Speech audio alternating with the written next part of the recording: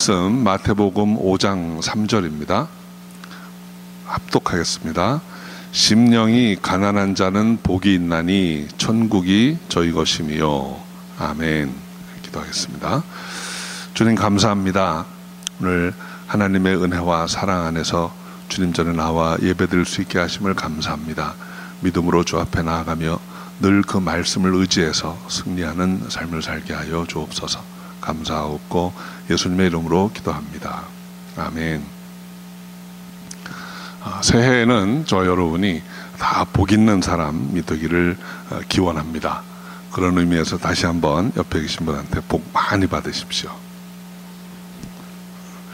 이 인사는 아무리 많이 해도 이렇게 지나침이 없을 것 같습니다. 성경이 증거하는 복 있는 자의 삶이 과연 어떤 것일까 하는 이 답을 찾아보기 위해서 오늘부터 이 산상수훈에 나오는 팔복 강화의 말씀을 함께 살펴보려고 합니다. 그 8가지 이제 복 있는 자의 모습을 말씀하고 있는데, 첫째는 심령이 가난한 자, 둘째는 애통하는 자, 셋째는 온유한 자, 넷째는 의에 줄이고 목마른 자, 다섯째는 긍휼히 여기는 자, 여섯째는 마음이 청결한 자, 일곱째는 화평케 하는 자, 그리고 여덟째는 의를 인하여 핍박을 받은 자라고 했습니다. 이 8가지 모습들은 일반적으로 복된 삶의 모습과는 다소 거리가 있어 보입니다. 복 있는 사람이 이렇게 된다라고 말씀하고 있는 게 아니고, 이렇게 사는 자가 복이 있다라고 성경이 말씀하고 있어요. 그래서 이번 8주 동안 여러분 이 팔복 강화에 나오는 이 모습들을 좀 다 암송하시면 좋겠습니다. 어렵지 않죠? 오늘 말씀이 무엇입니까? 한번 이미 다 외우신 것 같은데, 심령이 가난한 자는 복이 있나니 천국이 저희 것임이요. 그러니까 말씀은 많이 암송하실수록 그 힘이 됩니다. 기도하실 때마다 그 말씀이 자연스럽게 나오기 때문에요. 한 번만 더 할까요? 심령이 가난한 자는 복이 있나니 천국이 저희 것임이요. 우리가 먼저 알아야 될 것은 이 팔복 강화는 세상 사람들에게 주신 말씀이 아닙니다. 이 산상수훈의 말씀은 예수님께서 산 위에 올라가셨는데 많은 무리들이 모였어요. 근데 그 중에 가까이 나온 제자들 들으라고 하신 말씀입니다. 저와 여러분은 그리스도의 제자입니다. 제자들에게 주신 말씀이기 때문에 우리가 들어야 할 말씀이에요. 그리고 이렇게 살아야 하는 아주 귀한 말씀인 것입니다. 그래서 오늘 이 팔복 강화의 첫 번째 모습, 심령이 가난한 자, 이런 사람이 어떤 사람인지, 그리고 그에게 약속된 복이 어떤 것인지 함께 좀 살펴보도록 하겠습니다.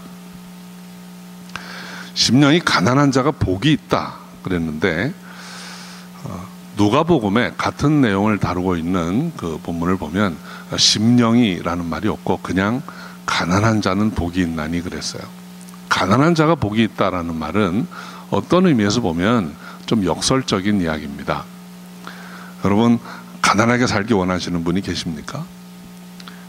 사람들은 누구나 가난하게 살고 싶어 하지 않습니다. 부유하게 살고 싶어 하는 것이 일반적인 그런 생각이에요. 그런데 세상 사람들은 너나 없이 이 부유하게 사는 것이 잘 사는 것이라고 생각합니다. 그래서 저 사람 잘 살아 그러면 일반적으로 넉넉해, 부자야, 이런 표현이지 않습니까? 그런데 사실 엄밀히 생각해 보면 부자가 잘 사는 건 아니에요. 제가 선교지에 다녀보면 가난한 나라 사람들이 더 잘 사는 것 같아요. 가난한 나라 사람들은 아주 작은 하나에도 감사할 줄 압니다. 그리고 가난한 나라 사람들이 더 나눔의 삶을 잘 살아요. 없는 사람들이 더 잘 나눠요. 얼마 전에 누가 동영상을 하나 보여줘서 이렇게 봤는데, 음식이 생기면 나눠 먹는 사람들은 되게 형편없이 가난한 사람들이에요. 부유한 사람들은 여러 가지 이유로 안 나눕니다. 그런데 없는 사람들은 잘 나눌 줄 안다는 거예요. 그 우리가 이 잘 사는 게 뭐냐에 대한 생각도 조금은 한번 정리를 해봐야 될 것 같습니다. 자, 오늘 본문은 가난한 자, 심령이 가난한 자가 복이 있다, 이렇게 말씀을 하고 있습니다. 가난이라는 개념은 본디 이제 물질에 관한 내용이기 때문에 우리가 이 가난한 자가 도대체 어떤 자인가 하는 것을 물질과 관련해서 한번 생각해 보려고 합니다. 가난한 사람의 특징이 몇 가지가 있는데, 첫째는 가난한 사람은 가진 게 없습니다. 자기 소유가 별로 없습니다. 이렇게 가난한 것은 그 자체로는 결코 축복이라고 할 수는 없는 것이죠. 그런데 그 가난하다고 하는 상태가 많은 것을 우리에게 줍니다. 가난한 사람은 은혜에 굉장히 가깝습니다. 남의 도움을 받는 것이 얼마나 고마운 것인지를 피부로 느낄 수 있는 사람입니다. 그래서 부자는 은혜라는 말을 이해하기가 쉽지 않아요. 그러나 가난한 사람들은 은혜라는 말도 굉장히 쉽게 이해를 합니다. 그런데 우리가 가난하게 사는 것, 또 대체로 가난해진다고 하는 것은 내가 원해서 되는 일은 거의 아닙니다. 여러분 나 가난해지기 원해요 하는 기도하는 분 계세요? 없습니다. 다 수동적으로 가난해지는 거예요. 부모에게 물려받은 게 없어서 가난한 사람도 있고, 경쟁에서 뒤처져서 가난하게 사는 사람도 있고, 실력이 없어서 원하는 것을 얻지 못하고 가난하게 살아갑니다. 그런데 여러분, 영적으로도 마찬가지예요. 우리 심령이 가난하다는 것도 똑같습니다. 내게 전해주는 사람이 없어서 가난한 거예요. 내가 내 지혜를 가지고는 깨닫지 못해서 가난한 것입니다. 영적인 실력이 부족하니까 영적으로 가난한 삶을 살게 되는 것입니다. 그런데 주님은 이렇게 가난한 자가, 심령이 가난한 자가 복이 있다 그랬어요. 심령이 가난하면 구하기 때문입니다. 심령이 가난하면 은혜를 사모하게 되기 때문입니다. 그래서 가난한 자가 복이 있다 그랬어요. 더 나아가서 정말로 우리가 복 있는 자가 되려면 능동적으로 가난해져야 됩니다. 이제는 내게 있는 것을 없는 것으로 여겨야 합니다. 내게 많이 있던 것을 배설물처럼 여기고 내려놓을 때 우리는 심령이 가난한 자가 되고 은혜를 사모하는 마음이 들어오게 되는 것입니다. 사도 바울은 빌립보 4장 3장 7절 8절에서 이렇게 말합니다. 내게 유익하던 모든 것을 해로 여긴다, 이렇게 말합니다. 모든 것을 잃어버리고 이것을 다 배설물로 여긴다고 했습니다. 그리고 오직 그리스도를 아는 지식이 고상한 것이라고 고백을 합니다. 저는 여러분이 주님 앞에서 정말 내 것이 아무것도 없는 그런 가난한 자의 고백을 드릴 수 있기를 바라요. 영적으로 가난한 자가 되시기를 바랍니다.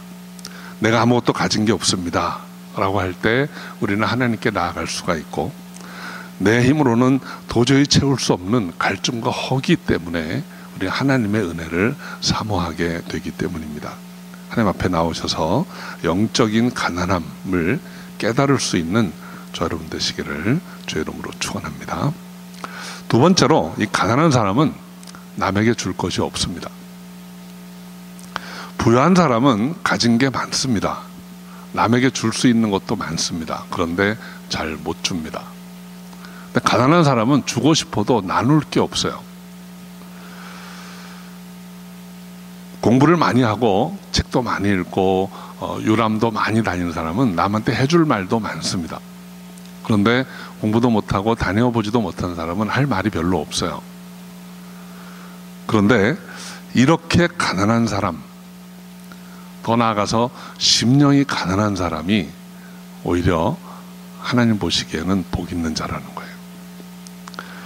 제가 사역을 하다 보면 어떨 때는 어떤 성도의 문제를 들으면서 머릿속에 답이 딱 떠오를 때가 있습니다.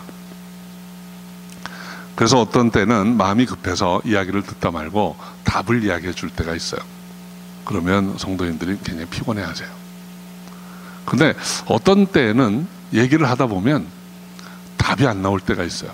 이거 어떻게 해야 되나? 내가 해줄 수 있는 게 아무것도 없구나. 그래서 그냥 같이 힘들어하고 같이 아파하고 같이 눈물을 머금을 때가 있습니다.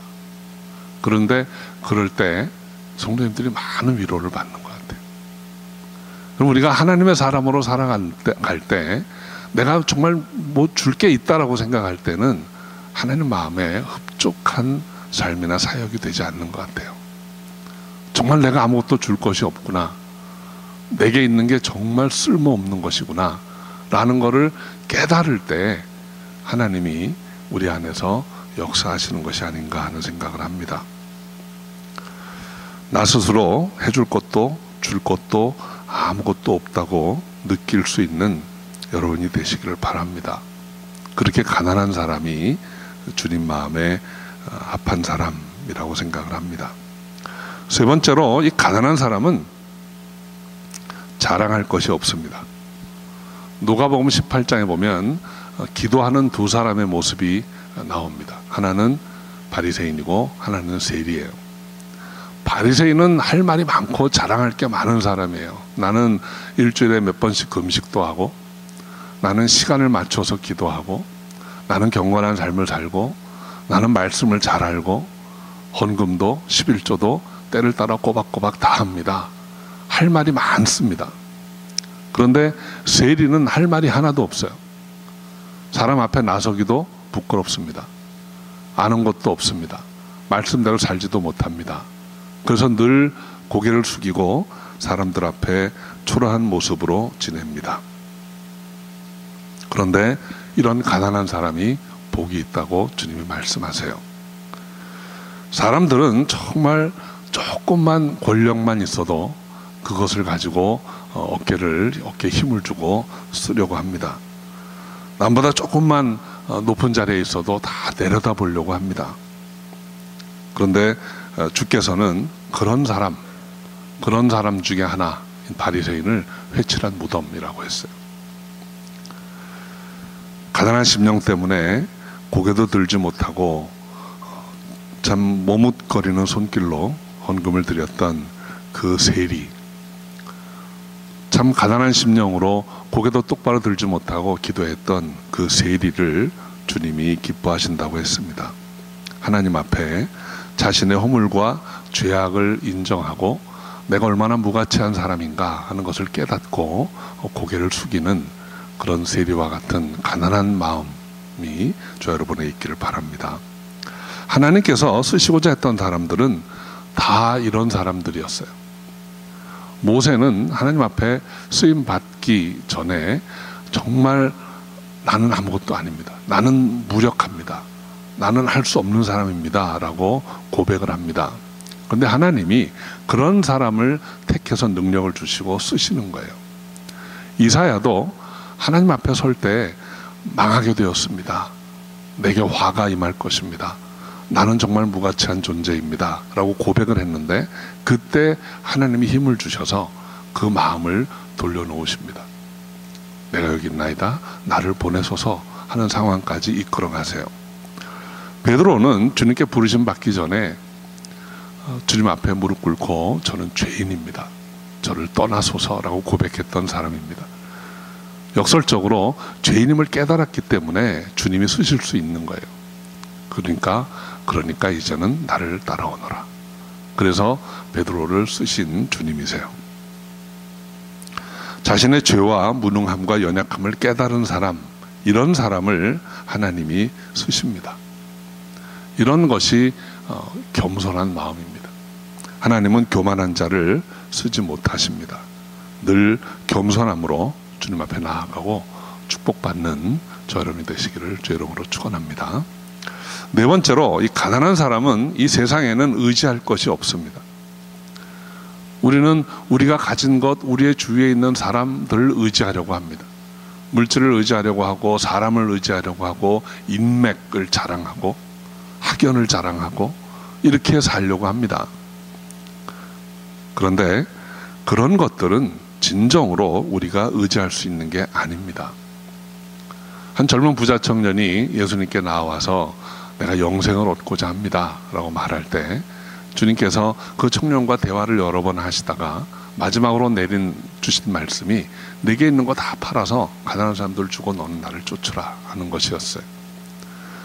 내가 무엇을 의지하느냐 하는 것입니다. 내가 물질을 의지하고 내가 가진 것을 의지하는 한은 나를 따라오지 못할 것이다 라고 말합니다. 누가 주님을 따를 수 있습니까?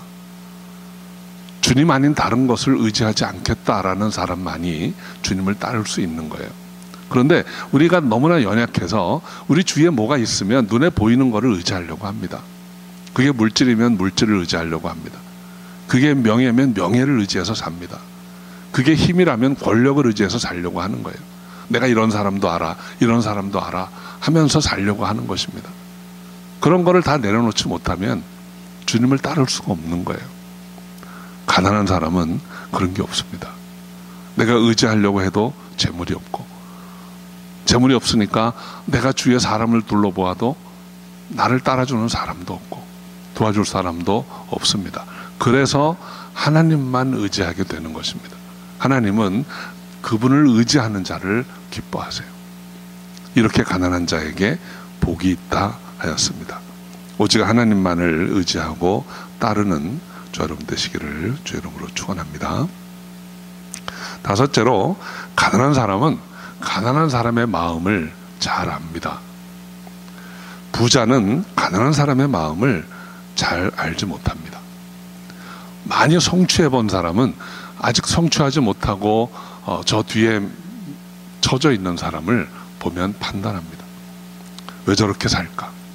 때로는 한심하게 여기기도 하고 그거밖에 못해 라고 판단하기도 합니다. 혹은 혹시라도 피해 볼까 봐 그런 사람들하고 같이 안 있으려고 합니다. 그러나 정말로 가난을 경험해 본 사람은 그 없는 사람의 마음을 잘 압니다. 그들에게 정말 무엇이 필요한지 잘 압니다. 그래서 가난해 본 사람이 가난한 사람을 참으로 도울 수 있습니다. 저는 이 말씀을 대할 때마다 제가 제 주위에 있던 사람들의 삶을 기억을 해요. A하고 B라는 사람이 있었는데 이름은 제가 밝히기가 어려운데, A라는 사람은 정말 한동안 잘 나갔습니다.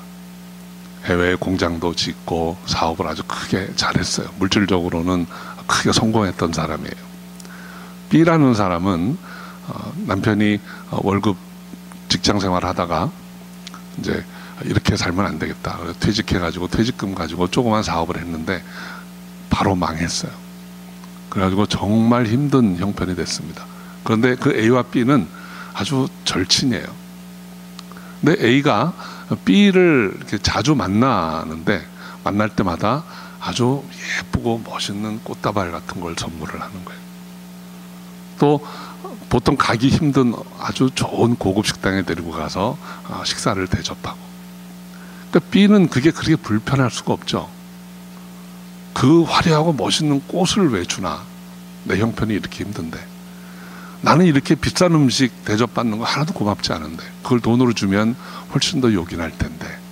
그런데 자존심이 있으니까 그 말은 못하고 그렇게 힘들게 지낸 거예요. 그런데 나중에 그 A라는 사람이 한 이야기를 들어보면 그 사람 나쁜 마음이 있어서 그렇게 한 게 아니에요. B가 어려운데 자존심 상할까 봐 돈으로는 못 도와주고 너 그래도 이런 데 못 가봤지, 내가 맛있는 거 사줄게, 좀 힘을 얻어라, 위로하려고 그렇게 했던 거예요. 그런데 오래전에 IMF가 났잖아요. IMF 이후에 상황이 완전히 바뀌었어요. 그 사람은 해외에 있던 공장 다 문 닫고 부도가 나가지고 정말 힘들게 작은 아파트로 옮겨서 사는 거예요. B라는 사람은 어려웠지만 그래도 작은 꽃집을 하나 열었는데 잘 됐어요. 그래서 경제적으로는 비교적 형통하게 됐어요. 근데 나중에 그 A라는 사람이 자기가 정말 힘들어져 보니까 그 옛날 생각이 나더래요. 내가 그때 그 친구가 그렇게 힘들 때 좀 도와줄 걸. 자존심 상할까봐 이렇게 못했던 것이 그 아이에게 얼마나 상처가 됐을까 하는 거를 그때야 알았다는 거예요. 여러분, 우리가 남을 이해한다는 것 같지만 그 사람의 입장이 되어보지 않으면 이해 못합니다. 가난한 사람이 가난한 사람의 마음을 알아요. 여러분, 우리에게 어떤 고난이 왔을 때 그 고난 자체가 힘들다고 원통해하고 분해하기만 하면 그 고난은 아무 의미가 없습니다. 근데 하나님이 왜 나에게 이 고난을 허락하셨을까? 고난을 피하지 않고 믿음으로 잘 이겨내서 극복해보면 나중에 하나님은 왜 그렇게 하셨는지 의미를 깨달을 수 있는 거예요. 고난 당해본 사람이 그런 고난 겪는 사람의 마음을 압니다. 정말 위로가 무엇인지, 어떻게 하는 것이 진정으로 돕는 것인지 알 수 있다는 거예요. 가난하되 가난을 통해서 가난한 사람의 마음을 알 수 있다면 하나님이 그런 사람을 보겠다고 하시는 거예요. 자, 가난한 사람이 과연 어떤 사람인가 함께 생각해 보았습니다. 가난한 사람은 가진 것이 없습니다. 가난한 사람은 남에게 줄 것도 없습니다. 가난한 사람은 자랑할 것도 없습니다. 그리고 가난한 사람은 하나님밖에는 의지할 게 없는 사람이에요. 그리고 가난한 사람은 가난한 사람의 마음을 아는 사람입니다. 주님은 이런 자가 복 있는 자라고 하세요. 그리고 이렇게 복 있는 자에게 약속하십니다. 천국이 너희 것입니다. 이 땅의 것에 손을 벌리고 붙잡고 있는 게 아니고, 이 땅에 무엇을 의지하는 게 아니고 하나님만 의지하는 사람, 그런 사람이 하나님 나라의 백성이 되는 거예요. 하나님밖에는 자랑할 것이 없는 사람, 그런 사람의 하나님이 되어 주십니다.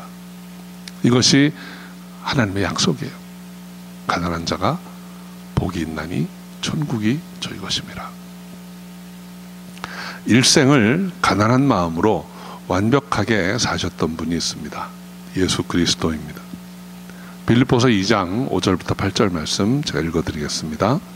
너희 안에 이 마음을 품으라. 곧 그리스도 예수의 마음이니 그는 근본 하나님의 본체시나 하나님과 동등됨을 취할 것으로 여기지 아니하시고 오히려 자기를 비어 종의 형체를 가져 사람들과 같이 되었고 사람의 모양으로 나타나셨음에 자기를 낮추시고 죽기까지 복종하셨으니 곧 십자가에 죽으심이라. 가장 부유하신 분이 가장 가난한 자로 이 땅에 오셨습니다. 여우도 굴이 있고 공중을 나는 새도 깃들일 곳이 있지만 인자는 머리 둘 곳이 없다 하셨습니다. 이 땅에서 아무것도 소유하지 않으시고 자랑할 것 하나 두지 않으시고 아무 사람도 의지하지 아니하시고 오직 하나님의 뜻에 자신의 삶을 의탁하셨던 분입니다. 생명조차도 자신의 것으로 주장하지 않으시고 하나님 앞에 드렸습니다. 아마도 이 예수 그리스도야말로 가장 복된 분이 아닌가 합니다. 그래서 주님은 우리에게 가난한 자가 복이 있다라고 말씀하세요. 이 그리스도를 닮아가시기 바랍니다. 가난한 심령으로 복된 삶을 사시기를 진실로 가난하셨던 예수 그리스도의 이름으로 축원합니다. 기도하겠습니다. 아버지 하나님, 심령이 가난한 자가 되어서 주님 앞에 나아갑니다. 심령이 가난한 자가 복이 있나니 천국이 저희 것이라. 그 말씀을 다시 한번 기억하고 그 말씀 의지해서 나아가기를 원합니다. 세상 것 의지하지 아니하고 세상에서 얻은 것, 누리던 것 배설물처럼 여기고 세상 것 자랑하지 아니하고 세상 것 의지하지 아니하고 오직 주님만 믿고 따르기 원합니다. 인도하여 주옵소서. 함께 하실 줄 믿사옵고 예수님의 이름으로 기도합니다. 아멘.